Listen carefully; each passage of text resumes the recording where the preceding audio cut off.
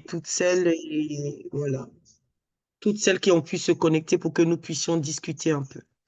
Je vais faire très court ou du moins très succinct parce que je voudrais vraiment qu'on puisse discuter et qu'il y ait des questions et que les personnes puissent prendre la parole ou le micro ouvert pour poser leurs questions. Donc, je vais aller vraiment en 20 minutes chrono ou 15 minutes en disant l'essentiel. En disant l'essentiel et là, nous pourrons vraiment discuter.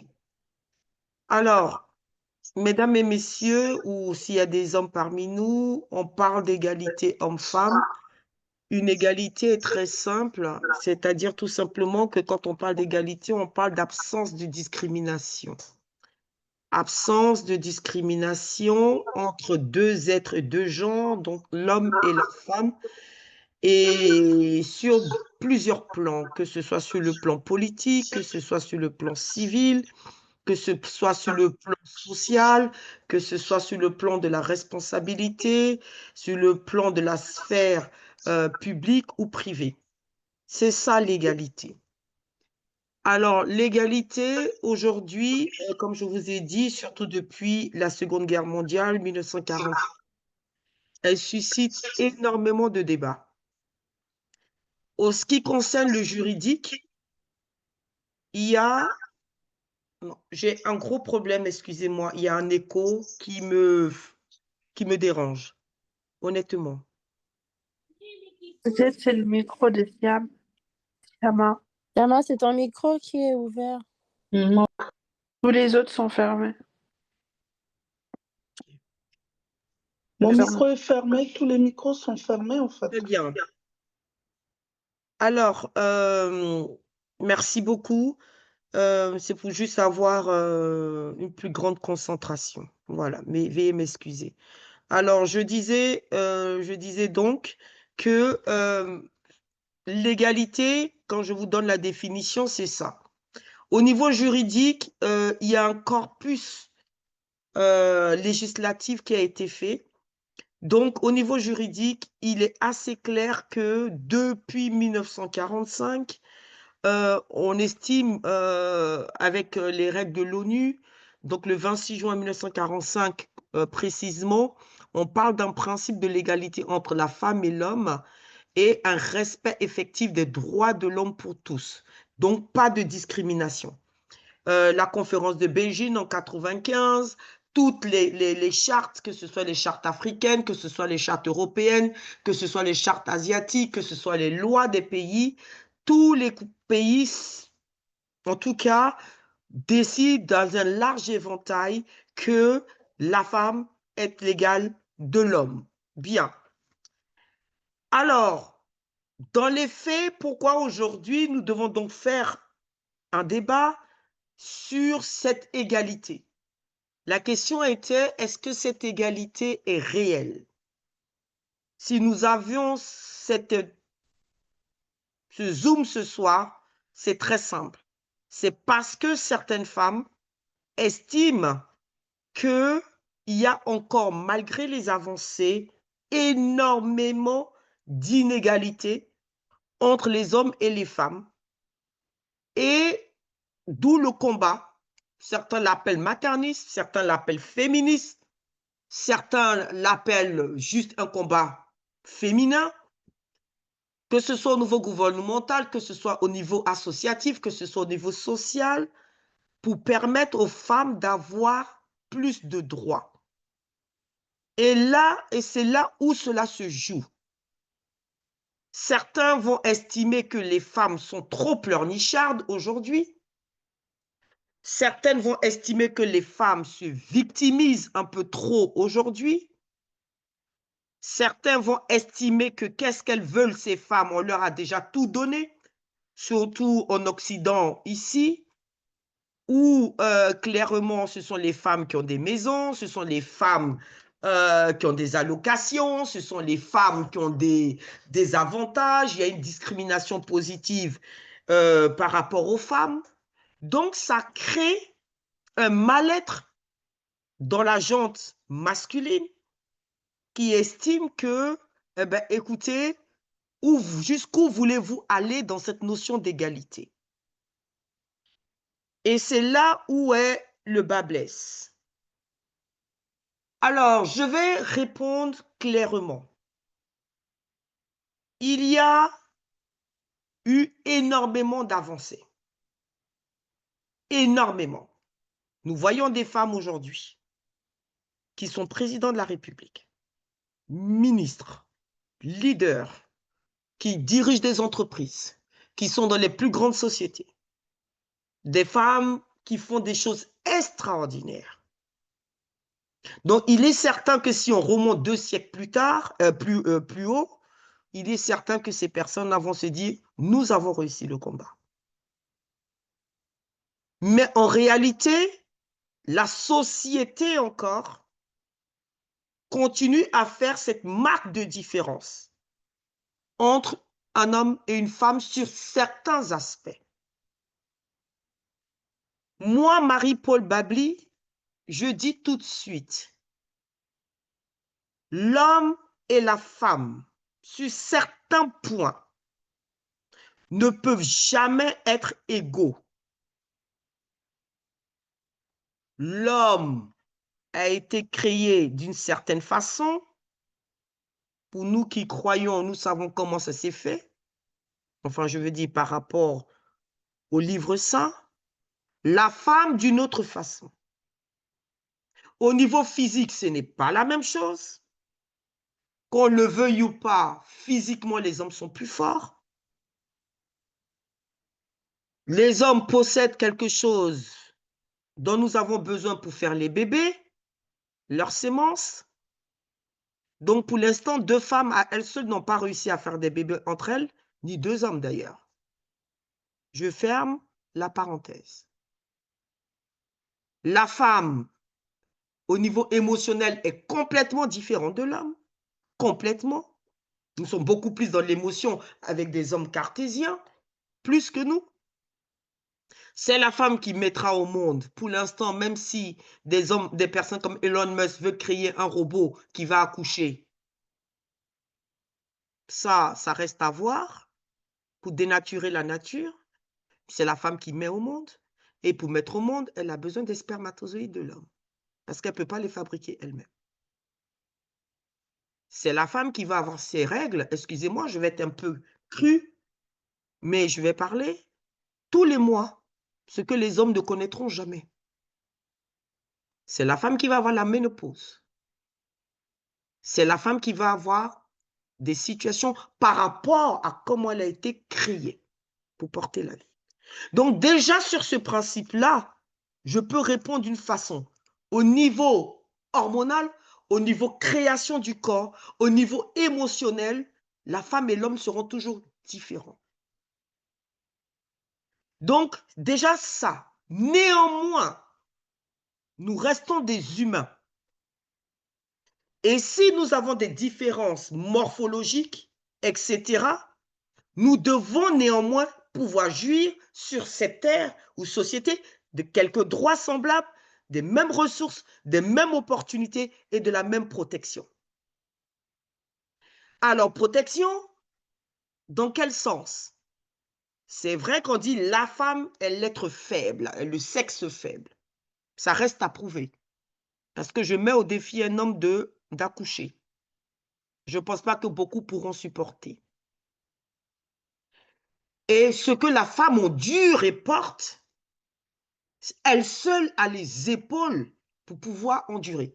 Et ça, c'est aussi une différence. Il y a des choses qui sont assez claires. Il n'y a qu'une femme qui pourra supporter certaines choses que les hommes ne pourront pas supporter, même si nous n'avons pas la même force physique. La capacité de la femme à encaisser certaines situations relève de quelque chose d'extraordinaire que les hommes n'ont pas. Souvent, on sourit et on dit, mais les hommes, vous ne pouvez pas faire 15 choses en même temps. Ce que nous arrivons à faire. Ce n'est pas pour rien. Nous avons été créés ainsi, pour porter les choses. Et déjà, ça, nous mettons une différence. Maintenant, mes chères personnes connectées, je vais rentrer maintenant dans une autre sphère. Cette notion d'égalité de droits et de chance, qu'est-ce que ça veut dire?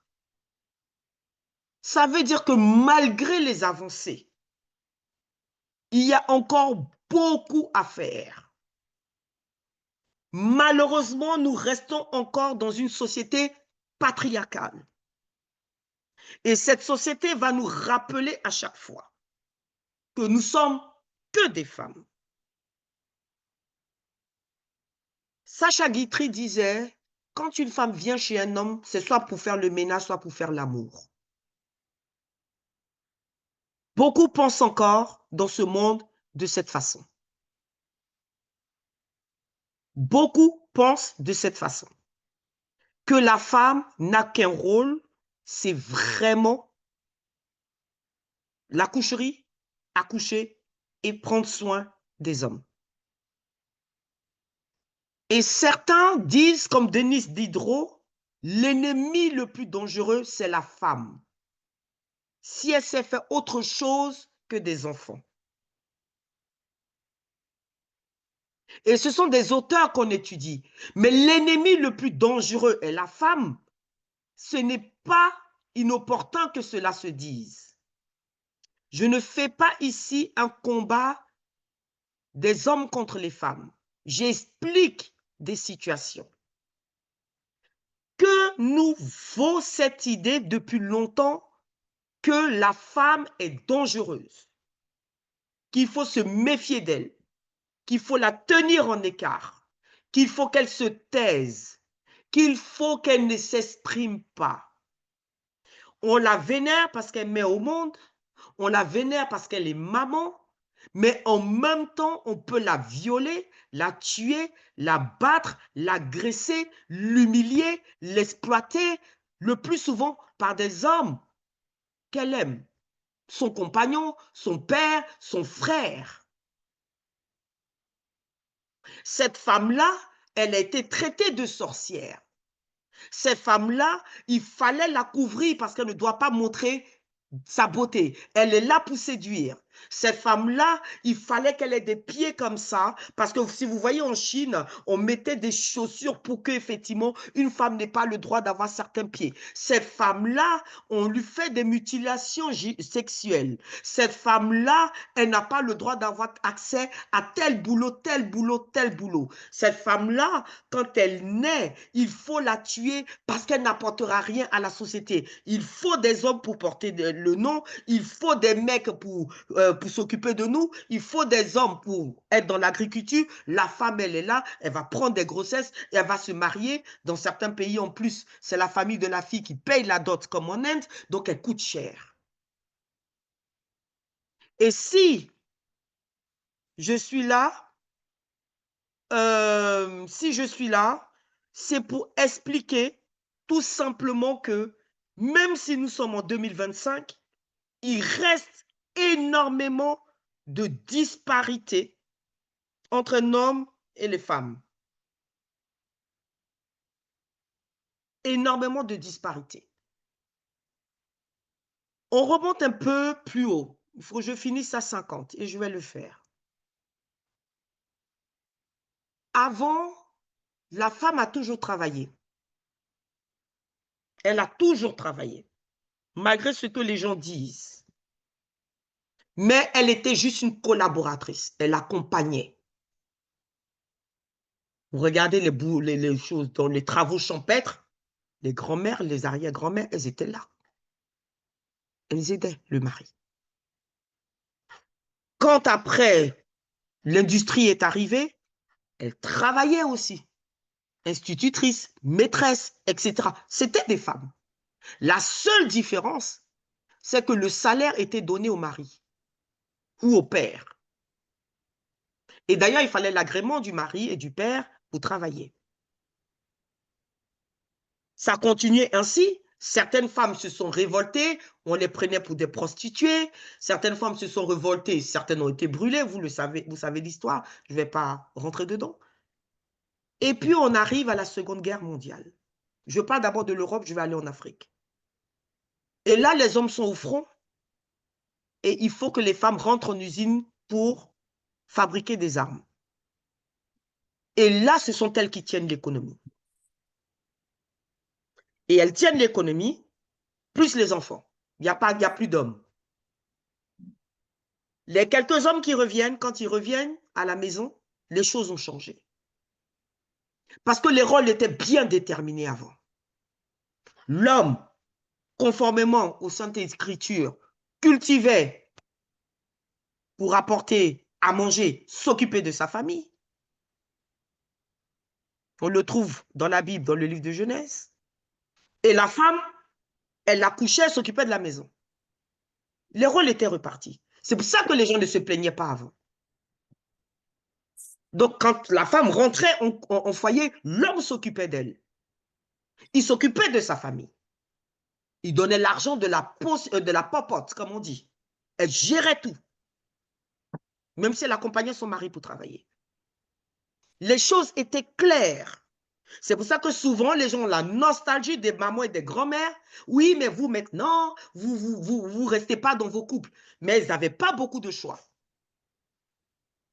Et pour elles, c'était une normalité.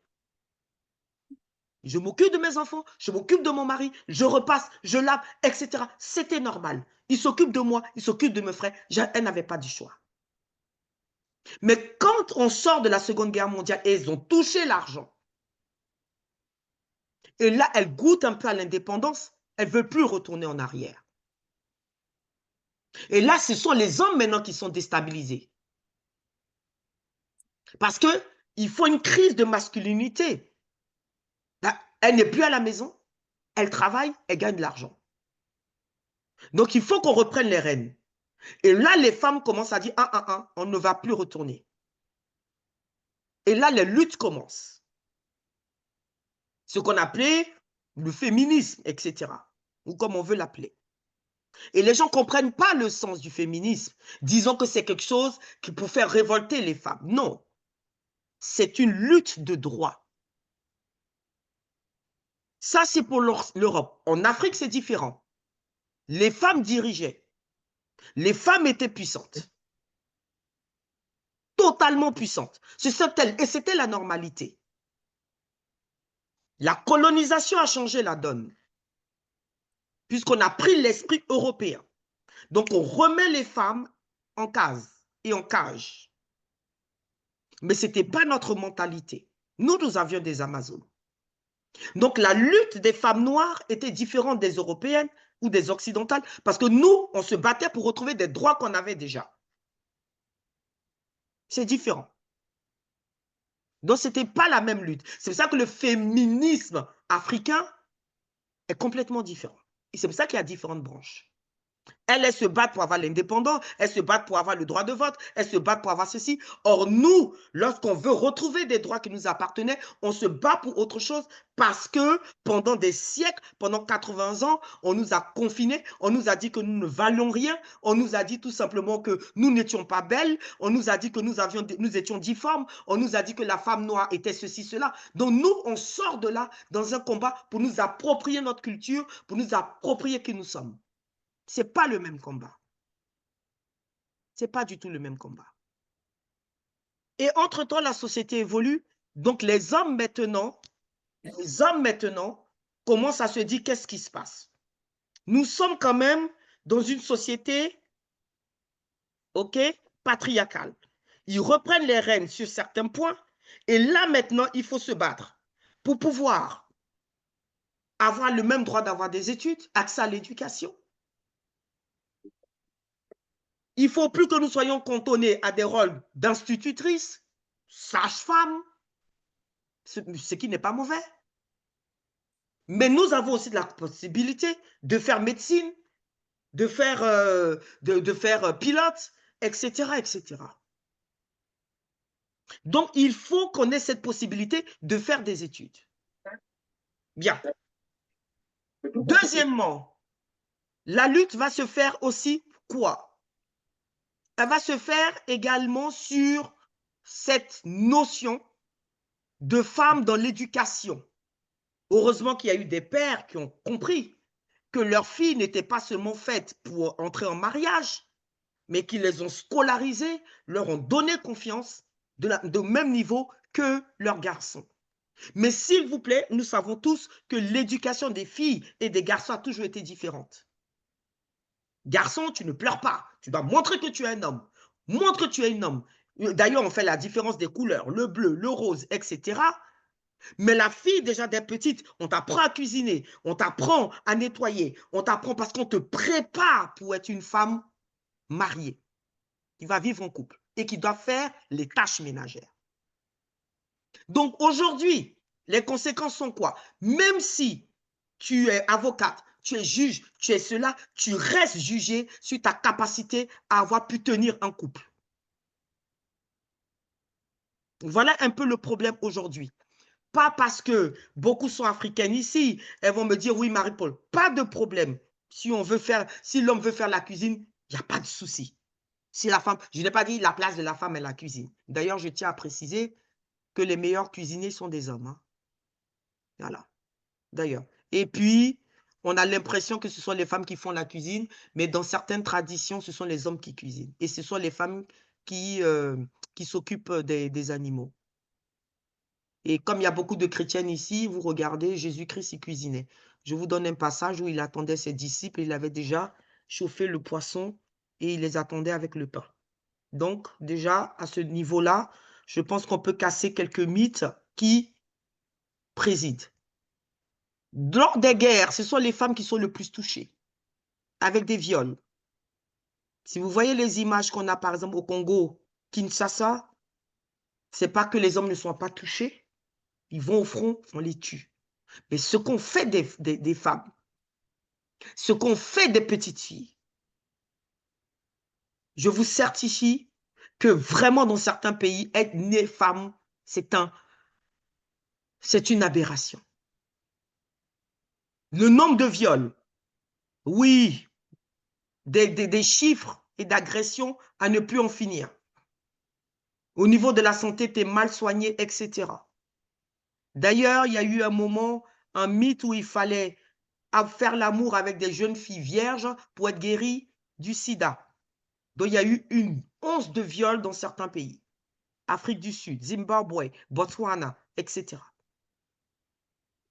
Mais ça vient aussi des manques de culture, etc. Le mariage forcé.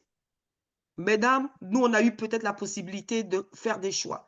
Dans certains endroits aujourd'hui, des filles à 8 ans, 9 ans, même souvent dans le ventre, sont déjà données en mariage, souvent pour 15 euros, pour 20 euros. Elles n'auront pas la possibilité de choisir leur mari.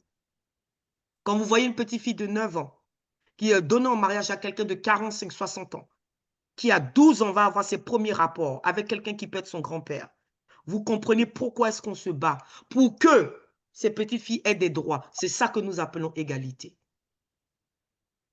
Ce n'est pas un combat juste pour dire nous voulons être comme les hommes. C'est un combat pour qu'une fille, en tant qu'un être humain, puisse choisir sa destinée.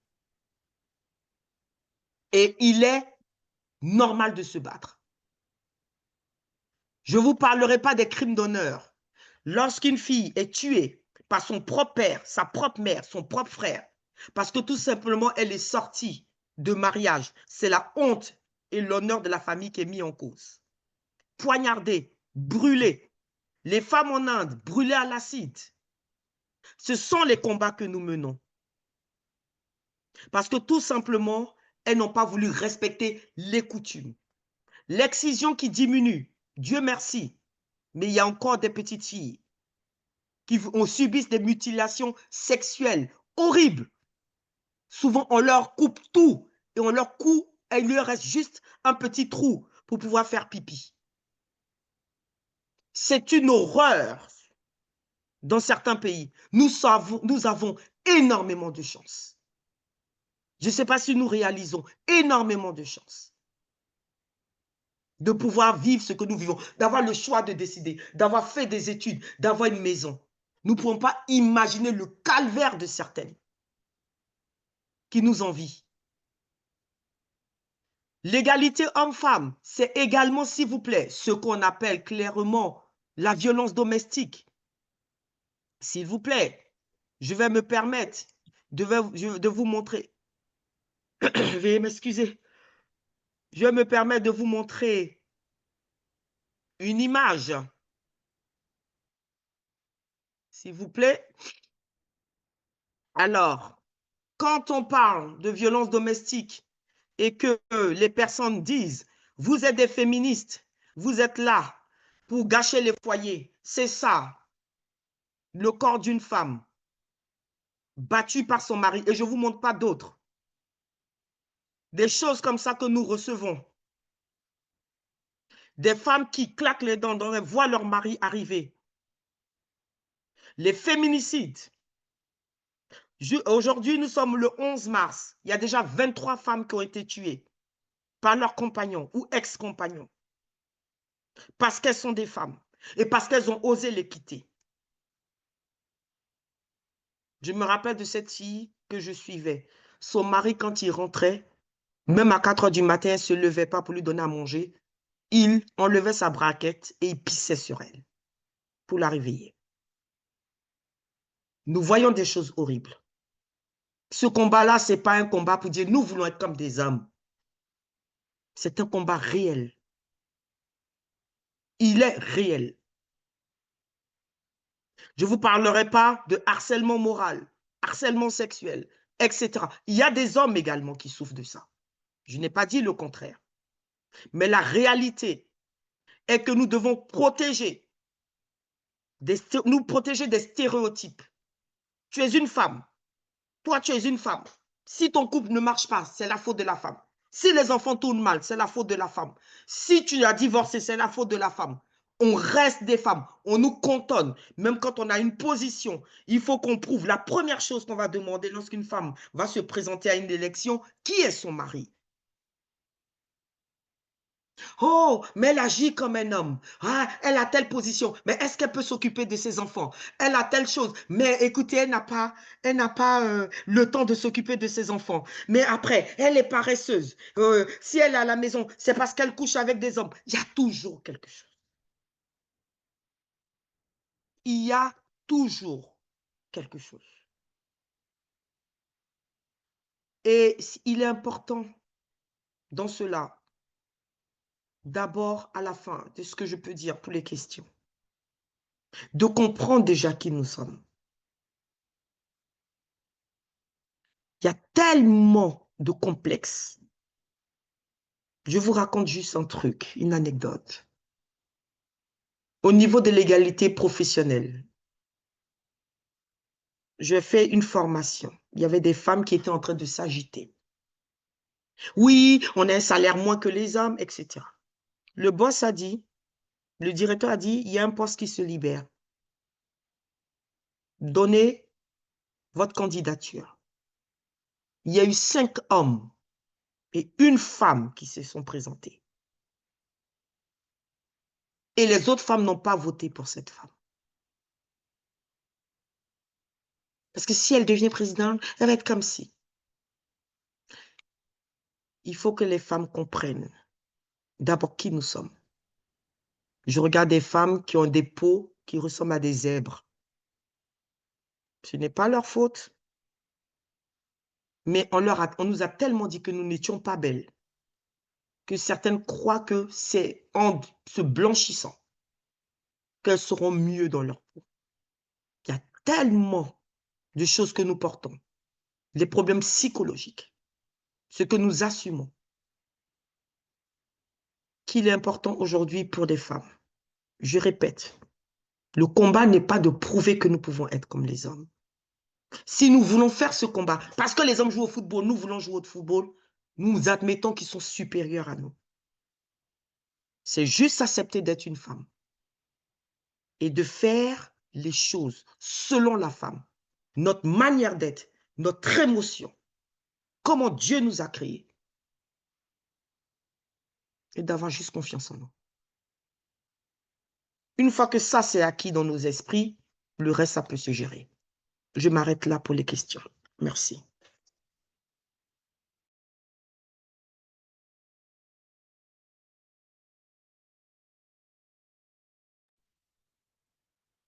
Il y a quelqu'un qui continue ou y a-t-il des questions?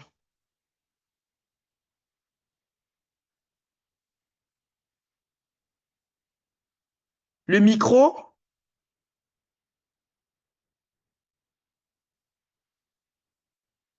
Vous m'entendez? Oui, Marie-Paul, on t'entend. Mais Ok. comme tu as dit tout à l'heure, tu laissais libre à chacun de prendre le Très micro bien. si les questions ne sont pas remontées. Donc, si vous avez des questions, n'hésitez pas à lever la main et on va vous donner la parole. Sentez-vous libre de poser des questions et tout, parce que je vois qu'il y a beaucoup plus de femmes que d'hommes, je pense, ou il y a des hommes. Et j'aimerais bien entendre le point de vue des hommes. Tiens, Alain, je pense que tu m'avais posé une question quand tu as vu l'affiche. J'aimerais très bien que tu poses une question. Si tu peux ouvrir ton micro, si c'est possible. N'hésitez pas. Siama, Aïcha, Estelle, Diane. Alors, moi, j'ai une question, Marie-Paul. Oui. Est-ce que l'égalité hommes et femmes a une concordance avec la soumission? OK. Égalité homme-femme a une concordance avec la soumission, c'est ça? C'est ça ta question? Oui, c'est ça, Marie-Paul. OK. OK. Alors, euh, qu'est-ce que être... La question est de savoir c'est quoi être soumis. C'est surtout ça. Alors, ce débat sur la soumission, c'est aussi une part de ce débat qui s'intègre dans l'égalité. La soumission, c'est quoi? Est-ce que la soumission veut dire que je dois m'aplatir jusqu'à ce qu'on marche sur moi? Ou bien la soumission est juste respecter le partenaire que j'ai en face de moi? Si moi, je me bats pour avoir le droit d'accéder à un poste et que je suis salarié d'une entreprise, le droit du travail dit automatiquement que mon employeur a un pouvoir de direction sur moi. Donc, je me soumets au contrat que j'ai signé pour qu'on me paye. Si je suis insubordonné, on peut me virer. Si je ne respecte pas le contrat, on peut me virer. C'est ce qu'on appelle le lien de subordination. Alors, on va transférer ça dans un couple.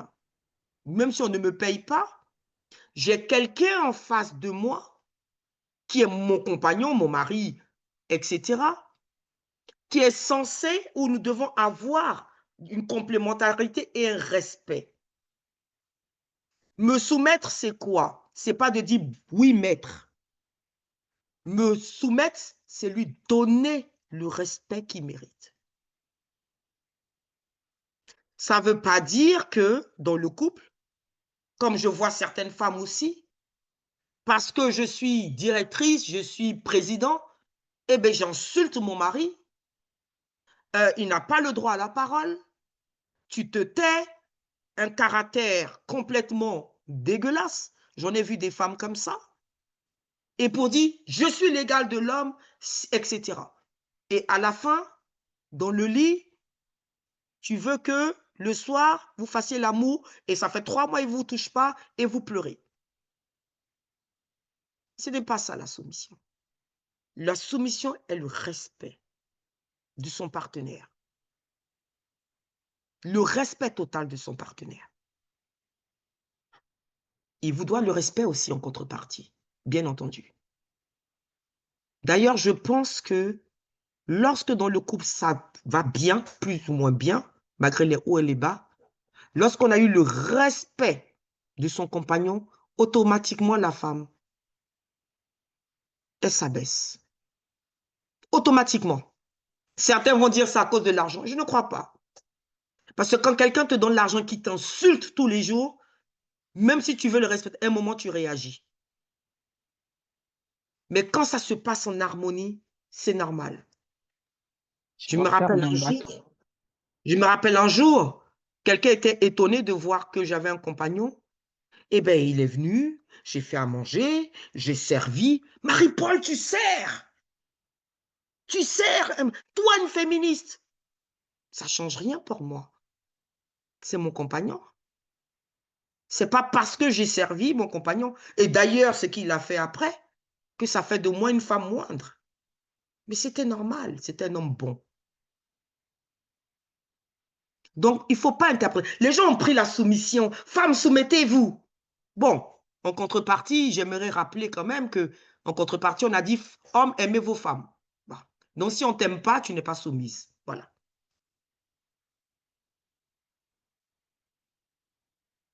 Une autre question? Merci Marie-Paul. Je donnais la parole à... Alors, il y avait Mama, elle a baissé la main. Il y avait Mama qui voulait parler. Je ne sais pas si elle veut toujours parler. Sinon, il y Oui, a Rachel. Mama, c'est bon, vous prenez la parole.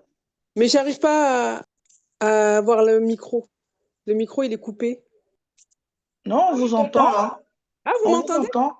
Oui. Ah, oui. Allez-y, Mama. Rachel, je vous donne la parole après Mama. Ok, À vous, bonsoir à Mama. toutes et tous. En fait, c'était juste pour amener une petite précision par rapport, oui, il y a des hommes aussi qui sont victimes de violences, mais les chiffres les plus grands, enfin, parce qu'il y a plein d'enquêtes qui ont été faites, c'est que 70% des personnes victimes de violences sont du sexe féminin. Et les plus grands chiffres qu'on ait, c'est que c'est 30%. Sinon, on a même des 10% qui disent que enfin, il y en a qui disent qu'il n'y a que 10% des personnes victimes de violences qui sont des hommes, qui sont du sexe masculin. Et parmi ces personnes qui sont victimes de violences, à plus de 90%, c'est dû par un autre homme. Donc, ce que je veux dire par là, c'est que quand un homme est victime de violence, à plus de 90%, c'est par un autre homme. Et donc, il reste très, très, très peu d'hommes hétérosexuels qui sont victimes de violences conjugales. C'est pour ça que quand on parle de violences faites aux femmes, enfin, dans les violences conjugales, la plus grosse majorité, ce sont des femmes qui sont victimes de violences. Voilà. Merci. C'est juste pour préciser ça. Très Merci. bien. Mama, comment vas-tu? Je suis contente de t'entendre. Ça va, merci. Ça va. Oui. Ok, ce que tu dis est vrai. Il est certain que il y a peut-être les chiffres sont légèrement un peu trompeurs dans la mesure où beaucoup d'hommes ne dénoncent pas les violences dont ils subissent. Moi, j'ai, par exemple, vendredi dernier, un de mes étudiants qui était mal à l'aise et qui a osé maintenant venir me voir pour me dire que comment est-ce qu'il doit réagir par rapport à sa patronne qui le harcèle comme pas possible. Les hommes sont très mal à l'aise par rapport à ça. Ils ne le dénoncent pas parce que pour eux, accepter que sa femme le tape ou harcèlement sexuel, pour leur dignité, c'est malsain. D'ailleurs, quand il a posé la question dans la classe, les autres mecs riaient en disant, mais pourquoi ça ne m'arrive pas à moi? Parce que pour les hommes, ben, effectivement, quand tu es traqué par une femme, ben, écoute, elle veut quoi? Du sexe, mais donne-lui son sexe et puis elle s'en va. Ils ne savent pas derrière que c'est comme une femme. Quand tu ne désires pas une femme ou un homme, ben, tu ne l'aimes pas. Tu n'as pas envie. Donc, beaucoup se taisent. Et il faut faire légèrement, et je suis d'accord avec toi, il y a plus de femmes, effectivement, parce que nous dénonçons plus. Je ne suis pas en train de dire, parce que beaucoup d'hommes sont là, oui, mais nous aussi, on est battus. Les chiffres restent moindres, mais beaucoup ne le dénoncent pas. Énormément ne le dénoncent pas. Ils sont très mal à l'aise. Toujours, au fait, pour une raison de société qui veut que les hommes, ça ne pleure pas. Les hommes, ils sont forts. Ils n'ont pas le droit de montrer leur faiblesse. Et c'est parce qu'on les a éduqués comme ça aussi que parfois certains hommes estiment que le seul moyen de se faire comprendre, c'est de taper. Parce qu'ils savent plus souvent. Quand je vous dis qu'il y a une crise de masculinité, c'est la vérité. C'est la vérité. Aujourd'hui, un homme, on t'a élevé pour apporter les choses. Donc voilà, acheter une maison, faire ceci, envoyer l'argent. Aujourd'hui, quand il vient et qu'il veut séduire une femme, je parle des vrais hommes, hein, je ne parle pas des petits gigolos, et qui veut séduire une femme, il dit à la femme, qu'est-ce que tu veux? Tu veux que je t'achète une maison? Elle dit, j'en ai une. Tu veux une voiture? J'en ai une. Bon, qu'est-ce que tu veux? Bah écoute, bon, si tu peux m'offrir le mariage, à la limite, c'est ça. Mais l'homme, en fait, on lui a toujours dit, mais Toi, tu dois travailler pour t'occuper de la famille. Et là, il est confronté à une femme qui joue son rôle. Et ça, c'est ça qui donne souvent des clashs. Mais les hommes sont habitués, on les a élevés pour ne pas montrer leurs émotions. Donc, dire à la police, imaginez-vous un homme qui va à la police pour dire je suis battu. Même la police rit. Ils rigolent. Ils vont dire mais t'es quel genre d'homme toi? Toi un homme. Et c'est pour ça qu'ils n'en parlent pas. Il y en a plein qui n'en parlent pas. Mais évidemment, sur ces chiffres-là, il est certain, maman, que évidemment, les femmes, du fait que, excusez-nous, nous sommes des femmes, c'est nous qui détenons le sexe féminin, donc évidemment, nous attirons plus dans ce sens-là pour les choses sexuelles, malheureusement. Ok, merci beaucoup, maman. Merci, Marie-Paul. Je vais donner la parole à Rachel. Rachel, est-ce que vous pouvez démuter votre micro et poser votre question? Oui. Bonsoir tout le monde. Bonsoir, Rachel. Oui. Alors, ma question, c'est sur en fait l'impact de toutes ces inégalités qui ont été évoquées lors de l'intervention sur la santé mentale des hommes et des femmes victimes de ces violences. Et comment est-ce qu'on peut aborder ces disparités dans les politiques de santé publique, par exemple? Comment cela peut être adressé? Ok. Alors, au niveau, je suis peut-être un peu terre à terre, je suis une pure juriste. Moi, par exemple, quand un homme frappe sa femme et qu'il veut la tuer, pour moi, il faut l'arrêter, il faut le mettre en prison parce que c'est un danger.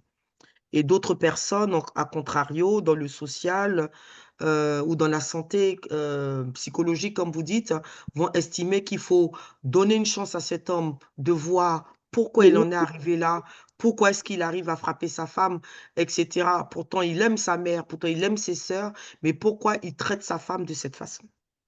Donc, sur ce plan-là, j'ai fait un peu d'avancée. J'avoue que je suis un peu toujours un peu trop carré. Tu fais le mal, pour moi, c'est la prison, point et net. Mais pour aller dans votre sens, je reviens encore à l'enfance. Vous savez, nous sommes le fruit de notre enfance, que nous le voulions ou pas, ou des Ouais. expériences que nous allons euh, avoir au cours de notre vie. Alors, si une petite fille, excusez-moi, a été programmée pour être mariée, pour être ceci, je donne vraiment un exemple, elle va tuer ses rêves en elle. Juste un exemple parmi tant d'autres. À 12 ans, on l'a déjà mise en couple, alors qu'elle voyait ses amis partir à l'école, etc. Elle sait qu'elle n'aura pas cette opportunité. Elle va tuer sa vie, elle va tuer ça en elle, pour dire, ça c'est mon destin. C'est comme ça. D'ailleurs, j'entends beaucoup de mamans qui n'ont pas fait d'études dire, c'est notre coutume, c'est comme ça. Elles sont quelque part résignées. Psychologiquement, elles ont accepté ça, même s'il y a une douleur interne. Et donc, ça tue le fait de se révolter. Et elles sont mal. Elles souffrent, par exemple, parce que le mari a des maîtresses, d'énormément de maîtresses. Elles ne peuvent pas parler. Il y a une souffrance. Beaucoup de femmes sont meurtries, énormément meurtries. Ça se voit dans notre comportement. Ça se voit comment nous réagissons par rapport aux situations. Nous sommes vraiment meurtris. Des échecs, des choses qu'on n'a pas pu faire, etc., etc. Et comme dans la culture africaine, on a du mal à accepter d'aller voir des psychologues, donc on porte le poids et ces fardeaux-là. Mais ça nous détruit. Certaines prient et c'est très bien. La prière aide énormément. Mais beaucoup d'entre nous, je le dis honnêtement, j'assume mes propos. Nous sommes fêlés. Nous sommes fêlés. On a trop de blessures. Trop de blessures. Et souvent, nous répétons des gestes, nous ne comprenons pas d'où ça vient. Mais c'est lorsqu'effectivement, nous faisons un traitement sur nous que nous nous rendons compte qu'il y a ça. Et il faut qu'on accepte de se faire aider. Mais par des personnes qui ont cette capacité. Beaucoup se jettent aujourd'hui dans les coachings. Pourquoi il y a coach de ça? Parce que c'est devenu un business. Parce qu'ils ont compris effectivement la souffrance. On a compris la souffrance.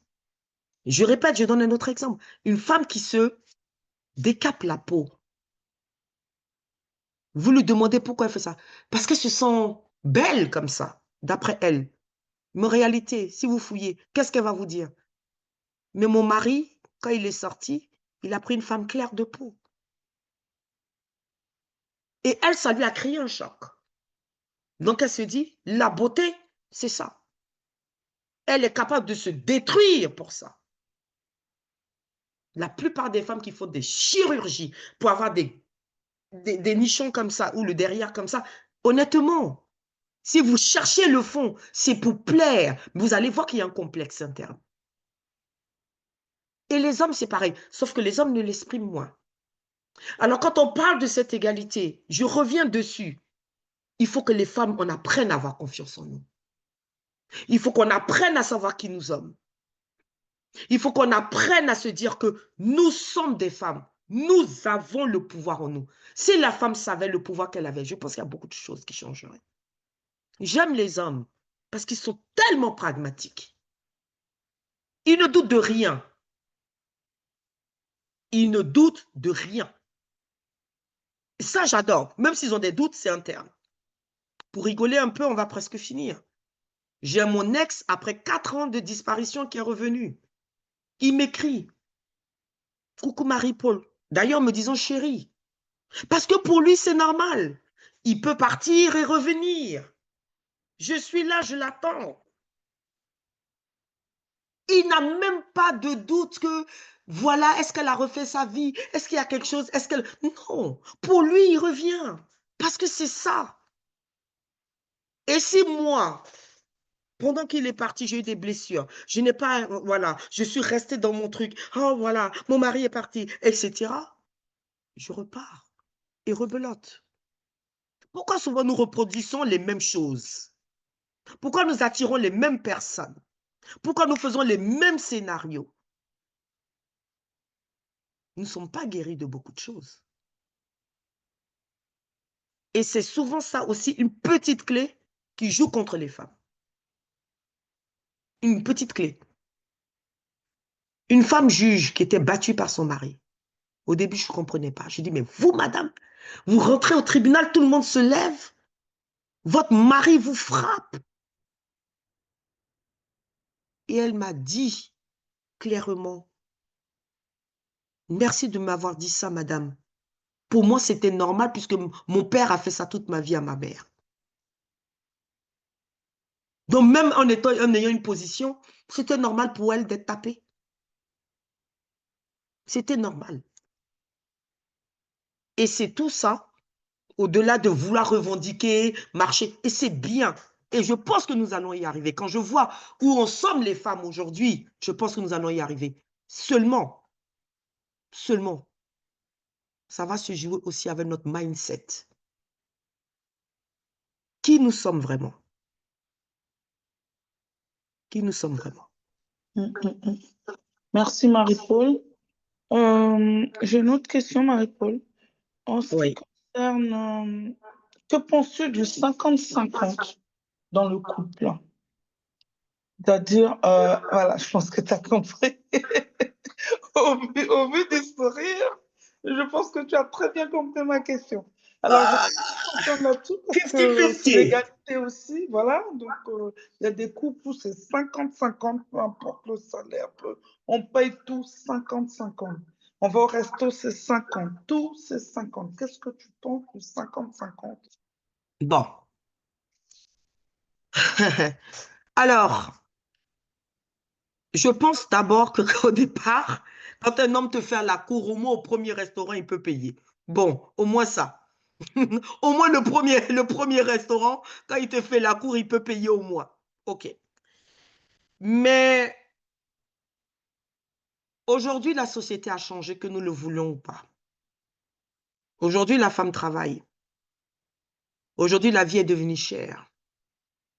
Si je parle pour l'Occident, la vérité, c'est vrai.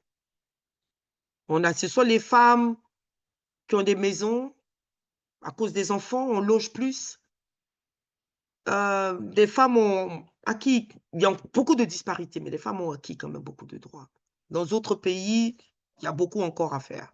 Énormément. Vous comprenez qu'en Arabie Saoudite, par exemple, ce n'est qu'en 2018 que les femmes ont eu le droit de conduire. Donc, vous voyez qu'il y a du chemin. Et donc, les femmes travaillent. Après le travail, il faut qu'elles gèrent aussi la famille. Donc, vous voyez la pression sur la femme. Voilà.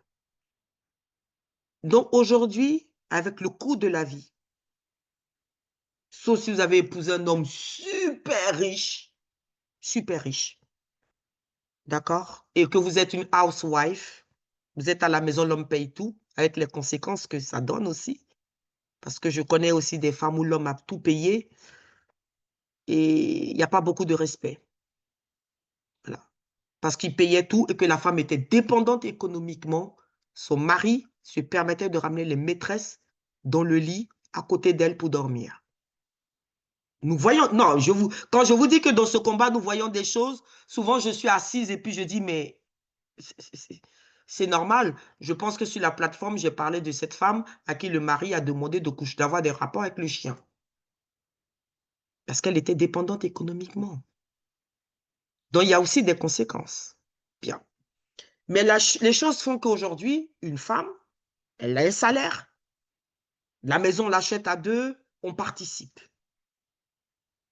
Personnellement, je dis, ça, c'est Marie-Paul.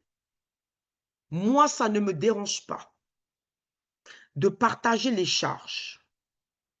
Je dis moi, ça ne me dérange pas de partager les charges. Ça n'empêche pas que ça me fait plaisir quand mon compagnon m'achète des cadeaux. Une paire de Louboutin ne me déplairait pas. Des petits cadeaux ne me déplairent pas. Ça reste et ça fait partie d'une vie de couple. Je peux faire aussi des cadeaux, bien entendu. Ce n'est pas seulement dans un sens. Je ne parle pas là du gigolo qui se fait entretenir. Je peux faire des cadeaux. Ça, c'est moi. On a eu une génération de 20 ans de combat pour dire à des femmes, assumez-vous. S'il vous plaît, ne laissez pas les hommes, même si vous vendez des oranges, vendez des oranges. Parce que quand ces hommes-là vous laissent tomber, vous êtes détruite. Un homme a une capacité de vous abandonner même si vous avez 15 enfants et de refaire sa vie sans problème. Nous sommes encore dans l'émotion. C'est le père de mes enfants. Oh, celui, c'est le père de mes enfants. J'ai fait 30 ans avec lui. Qui va vouloir de moi encore? Regardez, j'ai des vergetures. Regardez, j'ai 60 ans. Regardez qui voudra. On a ça. Et nous restons. Mais un homme, s'il veut partir, il part. Et quand vous avez dépendu de lui, je vous vois des femmes maintenant après 20 ans qui n'ont rien fait, obligées maintenant de chercher à faire une formation. C'est triste. C'est pour ça qu'il faut s'assumer. Et là, maintenant, nous avons une génération réseaux sociaux qui, elles, font le contraire et qui reviennent à un stade que c'est l'homme qui doit tout payer. Premier rendez-vous, est-ce que tu peux me payer mes human hair? Deuxième rendez-vous, mon papa est malade, il faut payer. Troisième rendez-vous, ma grand-mère est morte, il faut donner l'argent. Quatrième rendez-vous, c'est ma tante qui est malade. Donc, on est reparti où elles estiment que les hommes sont tellement mauvais, une sorte de vengeance là. Les hommes sont tellement mauvais que Marie-Paul, un homme là, c'est quand il te donne l'argent qu'il s'occupe de toi. Vous êtes trop indépendante. Peut-être. Peut-être. Mais en réalité, avoir des cadeaux d'un homme qui vous fait des choses, c'est très bien. Je reste une femme à part entière. Je reste une femme à part entière. Mais dépendre d'un homme est très risqué. Dans le 50-50, dans un couple, peut être bon, puisqu'on partage les charges. On partage les charges. Il y a un truc qui me dérange chez les femmes. Quand une femme ne travaille pas, l'homme s'occupe, il s'en plaint pas. Quand un homme ne travaille pas, il a perdu son boulot. Quand une femme paye le loyer 2 ou 3 fois, tout le monde le sait. Parce qu'on veut une certaine forme d'égalité, mais nous voulons rester dans le système où c'est l'homme qui gère tout. Donc, quelque part, parfois, il faut savoir ce qu'on veut. Mais moi, je suis pour les cadeaux tout en aidant à payer le loyer. Une voiture aussi ne me déplaît pas aussi. Voilà. Merci Marie-Paul. Je ne sais pas si on a fait le tour des questions. J'ai vu une main tout à l'heure, mais Oui, c'est moi qui ai levé la main. maman, c'est ça, vous avez baissé la main. Je Oui, redonne la parole, maman, à vous. ok, merci. En fait, juste par rapport au 50-50, je pense que le plus important aussi, c'est mettre les choses au point dès le départ. Et je pense que le plus gros 50-50, le plus difficile à obtenir, c'est le 50-50 de la charge mentale. Oui. Et moi, je pense que c'est celui-là qu'il faut bien obtenir et aussi avoir une éducation financière pour les femmes. Parce que souvent, quand les femmes divorcent, eh ben, voilà, il y a eu des théories là-dessus où elles se retrouvent avec les pots de yaourt parce que monsieur payait le loyer, payait les charges de la maison, payait les choses qui se voyaient, alors que elle faisait les petites courses à droite à gauche, Oui. et elle permettait à l'homme de s'enrichir, même si, alors que, voilà, elle repart avec rien, elle, parce que elle a rien fait pour s'enrichir elle-même. Donc c'est pour ça que je suis d'accord avec Marie-Paul pour dire que oui, je participe au niveau de mes moyens, bien sûr, et aussi j'ai mon petit commerce à côté, j'ai mon petit truc à côté pour pouvoir assurer mes arrières, comme lui d'ailleurs. Donc voilà, je pense que le 50-50, il doit se trouver à ce niveau-là, à la fois sur la charge mentale et à la fois d'un point de vue financier, que chacun, qu'il n'y en ait pas un qui s'enrichisse au détriment de l'autre. Oui, Parce que mais maman, merci beaucoup, chérie, mais malheureusement, les femmes, nous avons cet esprit de sacrifice. c'est ça, bah, faut Nous avons cet esprit, on appelle ça le syndrome de l'infirmière. Mm. Quand nous rentrons en couple, même si nous n'avons pas d'argent, on le veuille ou pas, on va acheter une petite cuillère. Je ne parle pas de celles qu'on appelle des matérialistes, parce qu'il y a certaines qui ont compris Mm. un peu le jeu. Je parle d'une normalité. Mais nous allons acheter. Mais ça ne se voit pas. Parce que Mm. la réalité, quand les gens viennent, qui a acheté la maison? C'est le mari. Qui t'a acheté la voiture dont tu roules? C'est le mari. Vous comprenez? Mais la Mm. femme qui a acheté la casserole, la femme qui a nettoyé la maison, la femme qui a décoré, la femme qui a tenu la maison, en fait, ce n'est pas valorisé. C'est ça, Notre travail n'est pas valorisé. c'est ça. D'ailleurs, vous savez que les femmes qui restent à la maison, qui s'arrêtent pour s'occuper de leurs enfants, certains maris, quand ils rentrent, qu'est-ce qu'ils disent? Tu as fait quoi de la journée? Mm. Hein? La maison est en désordre. Mm. La nourriture n'est pas encore fraîche. Tu fais quoi de la journée? Mm. Mais il ne sait pas que 4 enfants, 5 enfants, courir derrière eux, avoir les cheveux dressés comme ça, Mm. c'est du boulot. Mm. C'est du boulot. Mais ça n'a jamais été valorisé. Ça n'a jamais été valorisé. Mm. Donc, Non, quelque juste part, pour oui. finir, c'est juste éduquer les femmes à ce qu'on appelle avoir une éducation financière. Quand on parle de mariage, comment on appelle ça? Le mariage, le régime matrimonial qui protège le plus les femmes, contrairement à ce qu'on entend souvent, c'est quand même le régime de communauté de biens. Parce que tout ce qui est acquis pendant le mariage, il appartient aux deux. Même si c'est le monsieur qui a tout acheté, tout ce qui est acquis pendant le mariage, il appartient aux deux personnes. Donc, et ça, souvent, les femmes, il y en a beaucoup qui se font avoir en pensant que, voilà, voilà. Mais c'est toute cette éducation financière et juridique qu'on devrait donner aux femmes. Ça va bien nous libérer et ce serait émancipateur, quoi, pour nous. Aujourd'hui, je pense que le fait que certaines femmes à temps partiel ou à temps truc travaillent, ça aide un peu, ça aide beaucoup. Aujourd'hui, même les femmes rurales aujourd'hui s'organisent beaucoup en coopérative, etc., etc. Ça aide aussi. Mais il y a également un travail énorme aussi à faire. Bon, je vais faire un aparté en 1 minute. La communauté de biens, effectivement, c'est très bien parce que tous les deux, vous ramenez des biens ensemble. Pourquoi tu dis que ça nous protège autant? Parce qu'en cas de divorce, très souvent, je répète qu'en Occident, c'est la femme qui garde la maison, c'est la femme qui va avoir la pension alimentaire. Encore faut-il que l'homme paye, c'est un autre débat. Et c'est la femme, effectivement, qui va avoir la contribution financière si, effectivement, il y a assez d'argent dans le couple. Ce que les hommes détestent parce qu'ils estiment toujours que, par exemple, moi, je connais une cousine, là, qui, après son divorce de 17 ans, son mari, le juge a forcé son mari pour la contribution à lui donner 336 000 pounds. Donc, le mari, il en a jusque-là. Parce qu'il estime que pendant leur vie de couple, quand ça allait bien, elle a aussi bénéficié et il ne sait pas pourquoi il doit lui payer ça. Donc, certaines femmes aussi stratèges savent que quand elles épousent des hommes riches, elles se mettent sous communauté de biens, elles font des enfants et quand elles divorcent, elles vont avoir l'argent. Donc, c'est souvent à double tour.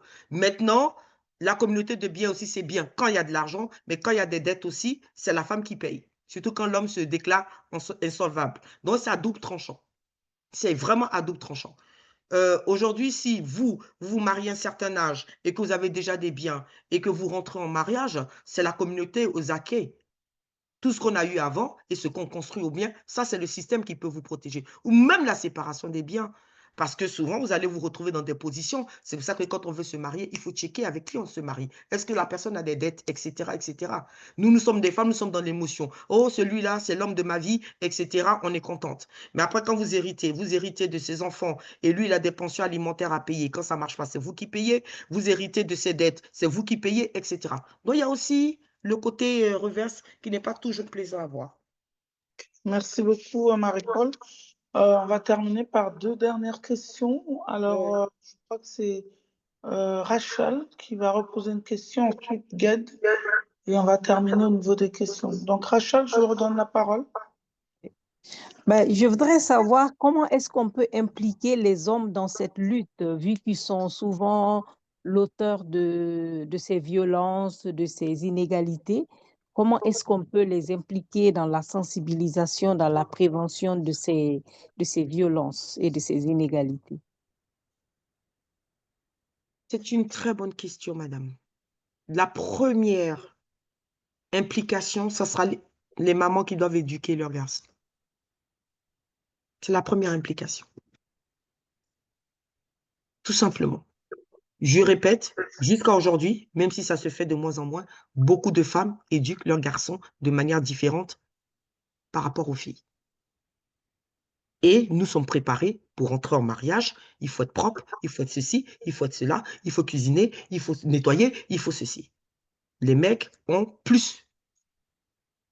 Même si la maman est dure, nettoie ta chambre, etc., vous allez constater une différence. Elle est là, c'est pas de notre faute, mais on a été éduqués aussi ainsi. Donc, déjà, apprendre à ces garçons, s'il vous plaît, à respecter les femmes, etc. De la même façon que tu aimes ta mère, c'est comme ça que tu dois aimer ta femme. Mais combien de fois on a vu des mamans, lorsque ça va mal dans les couples, prendre le parti de leur fils, alors qu'elles savaient que le fils déconnait. Moi, j'ai vu une maman au tribunal. Son fils avait brûlé, féminicide, son ex-femme. Voilà sa réponse. Pour que mon fils arrive à ça, c'est qu'elle a dû pousser le bouchon très loin. C'est une femme qui répond comme ça. Il y a des mères qui disent à leur truc, à leur fils, il faut que ta femme te respecte. Il faut faire ça. Combien de mamans africaines aujourd'hui vont accepter si elles vont dans le foyer de leur fils et voir que aujourd'hui c'est leur fils qui a mis la casserole de riz au feu parce que sa femme est fatiguée ou parce qu'elle est malade et elle lave les assiettes. Combien de mamans africaines vont accepter? Oh, elle a marabouté mon enfant. Oh Seigneur, pourquoi elle a marabouté mon enfant? Automatiquement, elle va dire que la fille a marabouté son enfant. Parce que pour elle, c'est inconcevable. Donc, pour impliquer les hommes déjà, il faut que nous, les femmes, nous fassions notre part. Et autre chose, maintenant, on implique effectivement. Les hommes auront toujours une vision différente de nous. sur plusieurs points. Beaucoup d'hommes aujourd'hui, s'ils écoutent ça, je vois que les hommes n'ont pas parlé, mais s'ils écoutent ça, ils vont dire, oh là là, c'est encore les trucs des femmes victimes, vous êtes toujours victimes, etc. Beaucoup sont exaspérés par ce que nous sommes en train de faire. Femmes par-ci, 8 mars par-là, quand c'est la fête des mamans, tout le monde célèbre la fête des mères, la fête des pères, tout le monde. Ils se sentent frustrés. Mais c'est de leur faire comprendre que ce combat-là n'est pas contre eux. C'est plus ça qui est le plus dur. Donc, il faut vraiment un mindset différent. Et comme Siama le dit dans le groupe, ça va prendre du temps. Mais si je vois ce qu'on a été capable de faire en 80 ans, l'évolution ici, je pense qu'il y a de l'espoir. Merci Marie-Paul. Je donnais la parole à Gued. Gued, est-ce que vous pouvez démuter Guédé. vos... C'est Guédé, pardon, il n'y a pas d'accent, donc j'ai lu. Alors Guédé, excusez-moi, est-ce que vous pouvez démuter votre micro et poser votre question? Alain, ouvre ton micro. Alain, ton micro. Oh là là. Alain, ton micro, je crois que il a oublié Alors, d'enlever son moi, micro. moi, j'ai une question encore, Marie-Paul. Oui.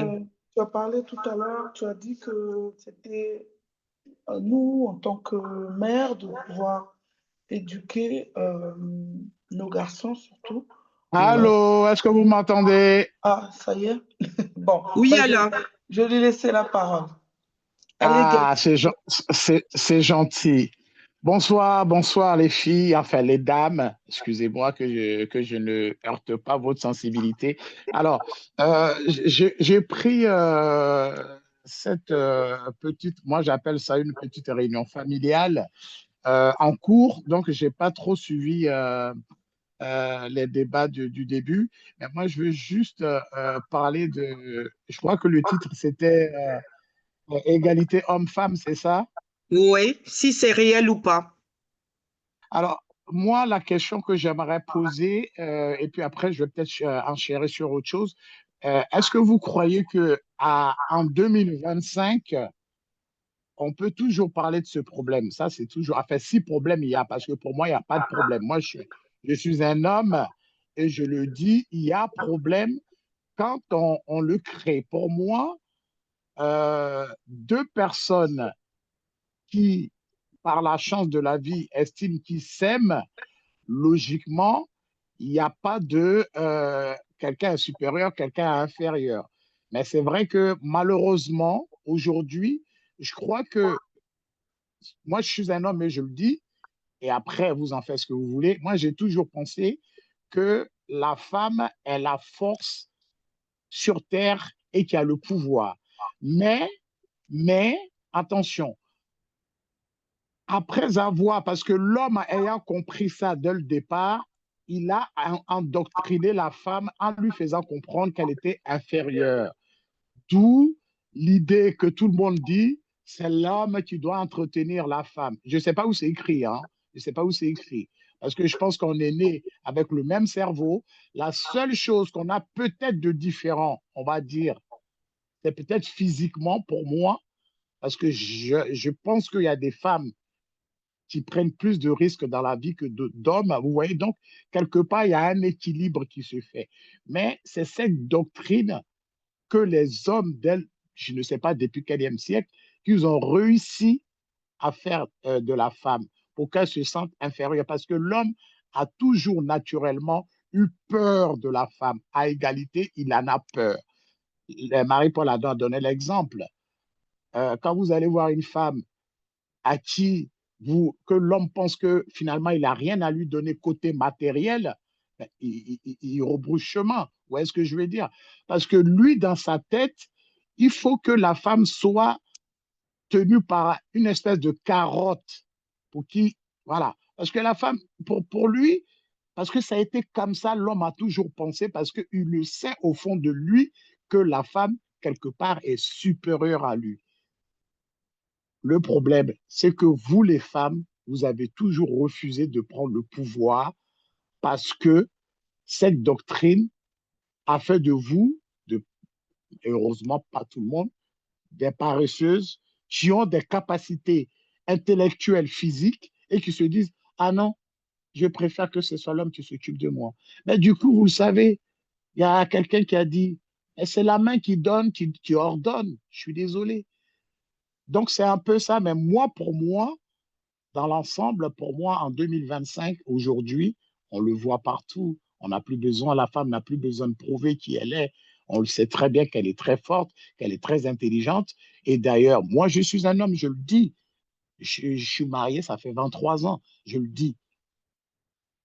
La femme, le jour qu'elle va prendre le pouvoir que la nature lui a donné, qu'elle a toujours refusé, occasionné par cette doctrine que l'homme a réussi à faire, je ne sais pas, qu'elle lui a mis dans sa tête, ben vous allez voir que le monde va changer parce que moi, j'ai toujours dit, les hommes ont toujours gouverné ce monde et pourquoi on n'essaierait pas un jour avec la femme? Peut-être que le maître sera meilleur. Je suis un homme et je le dis et je vous jure que je le pense fort. Ce n'est pas parce que je suis sur le panel, mais je le sais très bien. Mais c'est vous, c'est vous, c'est vous qui ne voulez pas prendre le pouvoir. Voilà. Pour l'instant, je m'arrête là. OK. Alain, c'est bon? C'est bon, j'ai fini. C'est toujours un plaisir de discuter avec toi. Merci. Toujours un plaisir. Eh bien, tout à l'heure, quelqu'un disait comment impliquer les hommes. Vous avez l'exemple d'un homme ici. Le pouvoir de la femme, il est incontestable. J'en ai parlé tout à l'heure et je disais que si on prenait conscience de qui nous sommes vraiment, les choses changeraient. Je demande aux femmes de s'impliquer dans beaucoup de, je dirais, de positions, surtout des positions politiques. Pourquoi je le veux? Parce qu'effectivement, nous serons décisionnaires. Pendant trop longtemps, ce sont des hommes qui ont décidé des lois nous concernant. Ce sont les hommes qui ont décidé s'il fallait pratiquer l'IVG ou pas. Ce sont les hommes qui ont décidé s'il fallait prendre la pilule ou pas. Ce sont les hommes qui sont en train de décider s'il faut s'arrêter lorsqu'on a des règles douloureuses ou pas. Ça a toujours été ainsi. Et il est bien que des femmes occupent des sphères politiques pour être décisionnaires. Mais je répète une chose, Alain, quand pendant 3 siècles, on t'a dit que tu ne valais rien, tu finis par croire que tu ne vaux rien. Hélas. Et le problème des femmes aujourd'hui, je parle de certaines, heureusement que ça change. Hein, d'ailleurs, je crois qu'on a plusieurs débats. Heureusement que ça change. Il est important que les femmes comprennent cette notion du pouvoir. Il y a Carole qui est sur la plateforme, qui a écrit des poèmes magnifiques sur les femmes, mais magnifiques, qui montrent la splendeur de la femme, c'est très extraordinaire. Deuxième chose, Alain, la réalité, elle est simple. Tous les hommes ne pensent pas comme toi, malheureusement. Ah, si, on est beaucoup. Je répète, tous les hommes ne pensent pas comme toi. Des débats comme ça, j'en ai plusieurs. Des hommes qui sortent ce que tu en as sorti, je suis dans une joie intense. Si je raccroche avec ça, je sais que si j'appelle 2, 3 ici, ça ne sera pas le même discours. Je sais de quoi je parle. Donc, Malheureusement. malheureusement, mais c'est normal. C'est normal. C'est tout un cheminement à faire. C'est tout un cheminement à faire. Je tiens à te rappeler, par exemple, qu'aujourd'hui, en 2025, tu dis que ce débat n'a plus lieu d'être. En Ne 2025, devrait pas. ne Devrait devrait pas. pas avoir lieu. Voilà. Mais, par exemple, lorsqu'il s'agit de trancher sur les litiges de guerre, où ce sont les femmes qui sont violées, etc., jusqu'à aujourd'hui, en 2025, on ne leur donne pas la parole, alors que ce sont elles qui sont violées. C'est encore les hommes qui décident.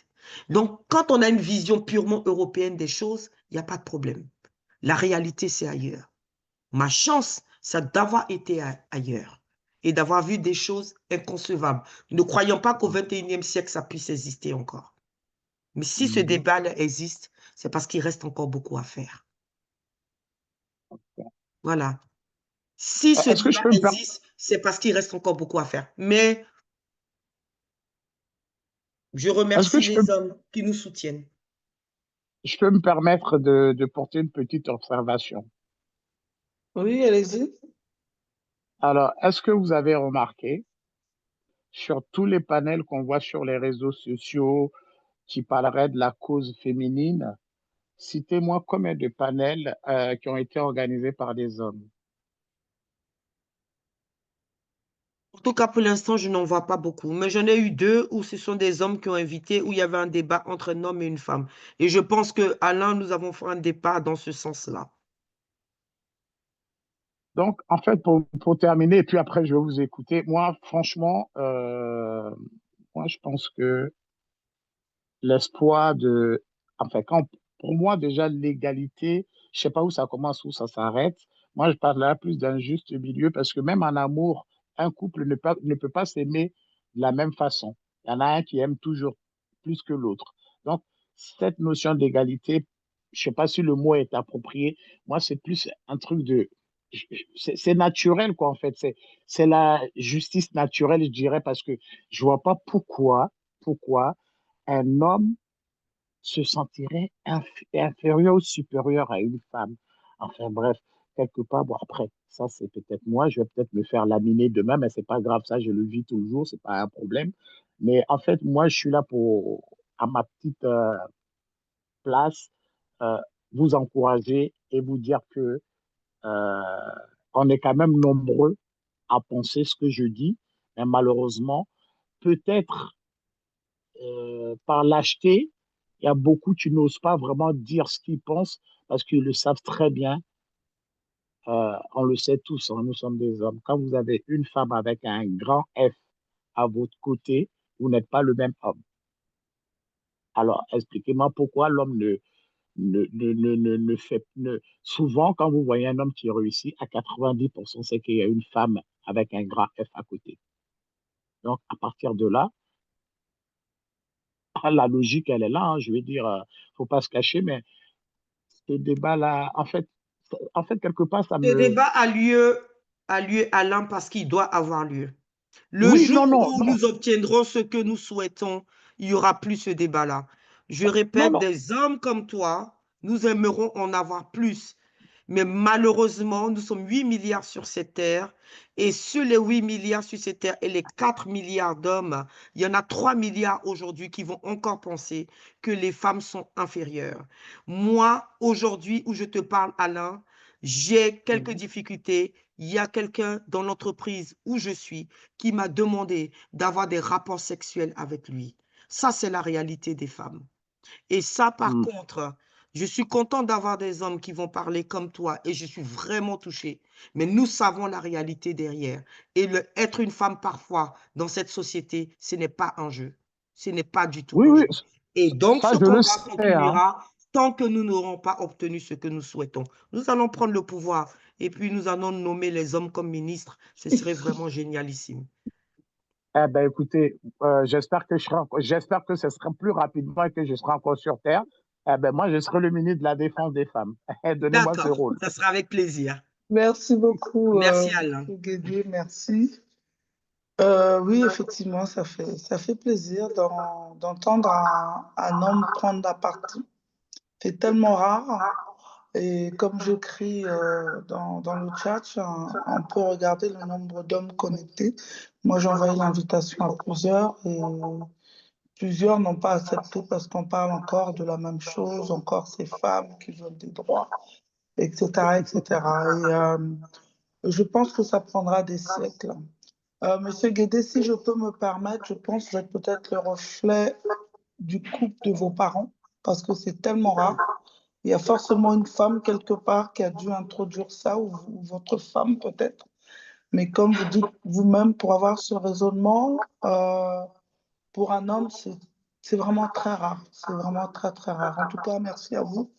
Merci Oui. d'avoir pris la parole et de nous partager votre opinion. Nous sommes arrivés au terme de ce moment.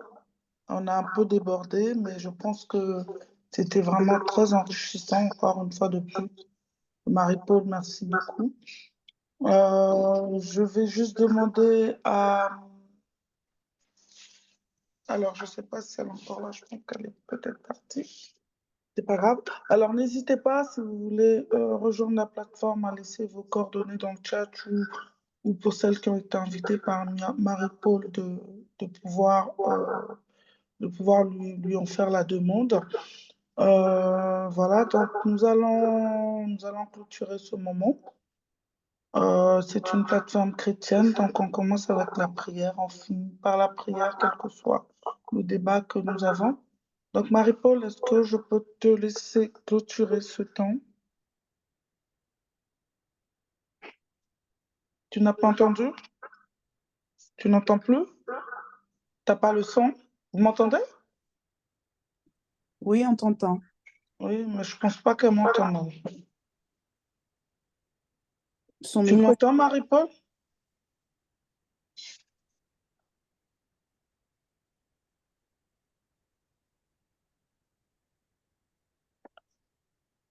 Euh, Tu as entendu ce que je dis? Bah, je sais pas, Peut-être déconnecter, se reconnecter. je ne t'ai même plus sur la liste, hein. Voilà, je crois que c'est bon, elle va se reconnecter. En tout cas, c'était vraiment très, très enrichissant, vraiment, et j'espère que chacun a reçu quelque chose. Il y a eu pas mal de questions très intéressantes. Moi, celle qui m'a vraiment marqué, c'est vraiment nous, en tant que femmes, de pouvoir vraiment éduquer nos enfants, surtout pour celles qui ont des garçons. Ne faites pas du tout la différence. Moi, par exemple, mes garçons, ils assaisonnent la viande, ils font la vaisselle et il n'y a vraiment pas de différence. Et je le sens, je leur apprends aussi à aimer une femme, à dire maman, t'es belle, à me prendre dans les bras. Et j'ai la foi qu'elles feront la même chose. Donc, tout ce que vous apprenez à vos enfants, surtout les garçons, ils vont reprendre, ils vont refaire la même chose. La même chose, tout ce qu'ils voient à la maison. S'ils voient leur père vous insulter, vous frapper, ça va refaire la même chose. Donc, par la grâce de Dieu, je pense que pour la plupart qui sommes connectés ici, nous avons une éducation africaine qui est très, très difficile, que ce soit même pour les 50%, hein. C'est toi l'homme, c'est toi qui dois payer, même si je travaille, mais moi, mon salaire est moins que le tien, donc c'est toi qui paieras toujours plus. Et c'est ce genre de langage qui ne fait pas du tout avancer. Qui ne fait pas du tout avancer. On est en 2025, il faut regarder les choses autrement. La preuve, on a eu M. Guédé qui est intervenu. Donc, c'est possible. Et c'est à nous, les femmes, de reprendre vraiment notre position dans tous les domaines, tous les sphères. C'est possible de faire changer. Si nous, notre génération, ne le fait pas, essayons d'aider nos enfants pour qu'eux au moins ils puissent y arriver. Mais un jour, il faudra y arriver. Voilà, bah, écoute Marie-Paul, je te redonner la parole et puis on va clôturer ce temps parce qu'on a un peu débordé. Ouais, oui, je sais pas, il y a eu un moment où c'était figé, je ne vous entendais plus. Euh, Excusez-moi, il y a Diane. Diane, est-ce que tu as quelque chose à dire? Vite fait, et je vais conclure. Vite fait. Je t'ai vu Oui, lever. oui, oui, effectivement. Bonsoir à toutes. Ouais, ce que j'étais en train de dire, ben, la sœur était déjà en train de le dire. Je disais que il fallait partir de la base, éduquer nos enfants, éduquer surtout nos garçons, parce que la violence, c'est d'abord, oui, des hommes. Donc, éduquer nos enfants, leur dire que voilà, la société d'aujourd'hui, il faut participer, ça ne sert à rien de taper, il faut avoir le temps de discuter avec les autres, il faut apprendre, ce n'est pas parce qu'elle est une fille que forcément elle doit être celle qui doit faire la vaisselle à la maison, un homme doit le faire aussi, et surtout sur le 50-50. Bon, moi je suis partisane, mais je veux que les choses se fassent tranquillement. Je vais prendre un petit exemple. Je connaissais une fille là qui, elle, quand elle travaillait, tout se passait bien, mais elle était en maternité et elle a eu des jumeaux. Et après, bon, elle est restée à la maison pour garder ses gosses. Mais son mari exigeait quand même les 50-50 pendant qu'elle gagnait pas grand-chose. Et le couple est parti en catastrophe parce que ça n'allait pas bien. Voyez? Et à un moment, il faut que les hommes essaient de comprendre que si la société nous le dit aujourd'hui, parce que avec tout ce que nous vivons aujourd'hui, on doit le faire en tant qu'humaine, en tant que femme. Nous devons exister en faisant, en apportant notre pierre à l'édifice. Mais il y a des moments sur lesquels il faut être un peu light. Une femme qui vient d'avoir des enfants, qui reste à la maison pour garder ses enfants, comme tu le disais tout à l'heure, le travail que la femme fait n'est pas, en fait, ce n'est pas quantifiable, tu vois. D'être à la maison et garder ses enfants et qu'on te demande encore un 50-50, je pense que c'est un gros problème. Donc, pour ça, nous devons éduquer vraiment, vraiment nos enfants. Et cette base-là, vous allez voir que quand on va donner ça à nos garçons et nos filles, sur le long terme, le combat sera gagné. En tout cas, force à toutes et Dieu sera de notre côté. Merci. Exactement. Merci beaucoup. Merci pour ton message, Diane. L'intrépide. Voilà, l'intrépide. Oui, Alors, merci beaucoup. alors, nous allons conclure. Merci beaucoup à la plateforme d'avoir permis cet échange. Merci énormément. Je veux remercier dans ces moments de carême, de Ramadan. Marie-Paul, excuse-moi. Si je peux me permettre, tu peux déjà parler du prochain thème? Je ne sais pas quel est le prochain thème. Marie-Paul,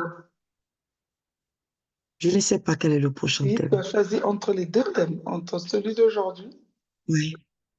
l'intelligence, Ah, tu- oui, bon. Dans quelques mois, nous parlerons de l'intelligence artificielle. Artificiel. Ah, ça, c'est très bien. Voilà, N'oublie pas de m'ajouter, s'il te plaît. Merci. avec plaisir.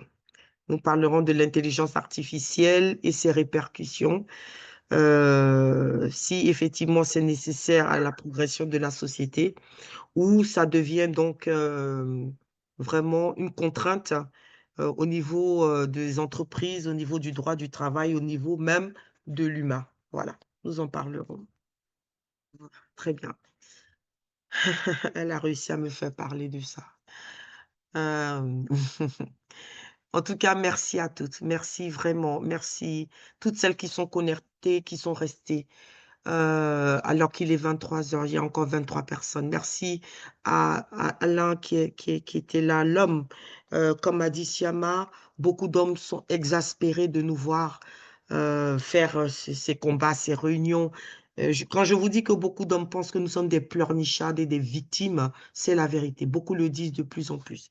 Et en plus, ils estiment que maintenant, on a tellement acquis de droits que, voilà, nous sommes là en train de nous plaindre tout le temps alors que nous voulons l'égalité, etc., etc. Donc, ça devient, le combat prend une autre tournure et il faut vraiment rééquilibrer les choses. Je dis merci à Dieu, le créateur de l'univers, celui qui a créé l'homme et la femme dans sa disparité. Il nous a créés pour être complémentaires. Il nous a créés pour être un. Il nous a créés pour vivre en harmonie. Et malheureusement, la société a bifurqué.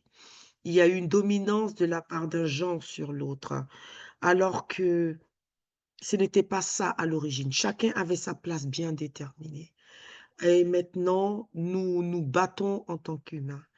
Et nous prions dans cette plateforme pour que des femmes retrouvent des droits volés, des femmes puissent avoir confiance en elles, puissent être restaurées, avoir la paix dans l'esprit et se dire que c'est possible pour elles. Nous prions pour avoir des hommes qui vont secourir ces femmes, qui vont nous aider, qui seront à côté de nous. On dit souvent derrière un grand homme, il y a une grande femme. Mais je pense également qu'on pourrait dire qu'à côté d'un grand homme, il y a à côté une grande femme. Et ça peut être aussi vice-versa. Des hommes qui nous poussent vers notre mission, des hommes qui nous poussent vers notre destinée. Ce sont souvent les femmes qui se sacrifient pour mettre l'homme en avant.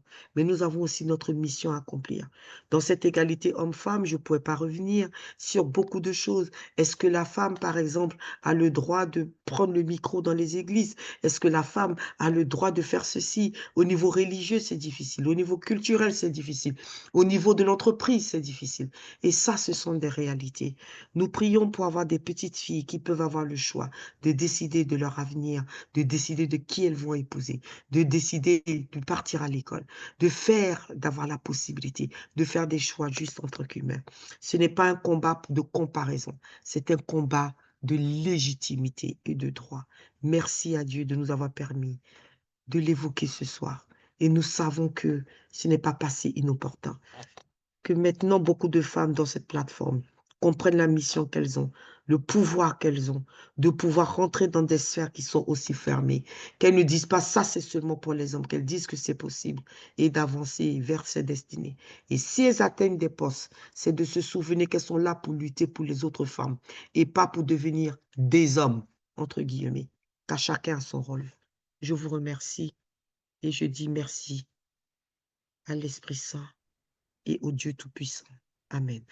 Amen. Bonne soirée à tous et je Amen. vous dis à très bientôt. Amen. Très Bonne bien. soirée. Amen. Amen. Merci à Merci beaucoup. toutes.